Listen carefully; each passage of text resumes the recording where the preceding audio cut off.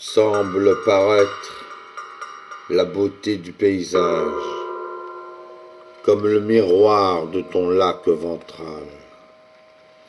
Rite de possession, donne-moi l'espoir et le désir, Eros, de la temporalité exhaustive. Un cri et une jambe en l'air séparés pareillement aux amants châtrés. Derrière ce tronc, tu dis qu'il y a une vie qui ne fait que relâcher la douceur de l'autre sphère empyréenne, s'appliquant à l'âcreté du fruit vert. Idem, ce paysage qui n'appartient qu'au cheminement du vide conceptuel.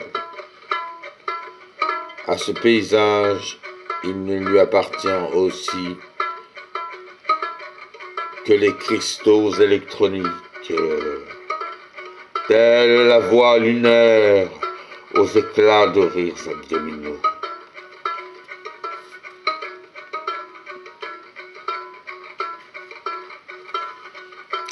Sage, sois sage, mon amour, et ton collier de bronze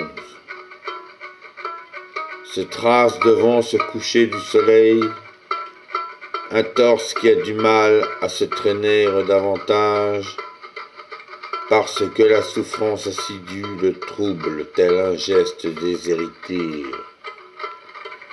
La disgrâce me saigne, un au revoir qui radie le terme ressentiment. Mes défauts physiques ne me sont périssables, tant que ma découverte ne sera blue note de l'abat-jour en la pièce feutrée voûtée où il y a des œuvres picturales d'art brut. Regarde sur ce champ d'ionisation de tous les jours.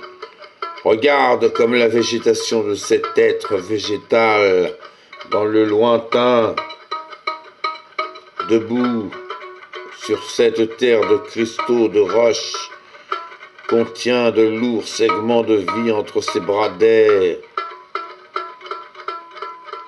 Regarde comme cet être végétal est beau, tel un saltimbanque, en dessous de la renaissance terrienne.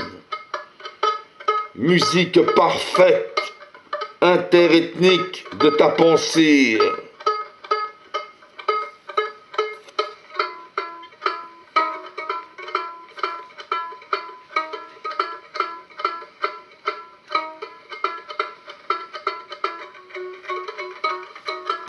La fraîcheur de cette peau fut écorce minérale, en cette cicatrice qui gouverne largement la sueur de ton essence terreuse. Le terne n'acceptera plus ta génération passée. Passé fut le souvenir de ta sagesse. Végétation de ce sein qui filtra l'air, en une quantité suffisamment probe, et passé fut le souvenir de ta sagesse, à la denrée des heures.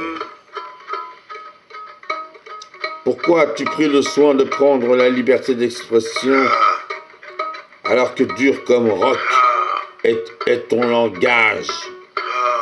Ne comprends-tu pas ce qu'est la damnation dalmatien dont les taches sont incolores, puisque le soir ne vient plus, le sombre le remplacera. Passez le souvenir de ta sagesse, et tu sais que la lumière de l'astre doit être partagée, ne fût-ce qu'un moment entre deux coups de bêche fragmentant une terre agrémentée de nourrissons braillards, lesquels donnent naissance à des pluies de fœtus.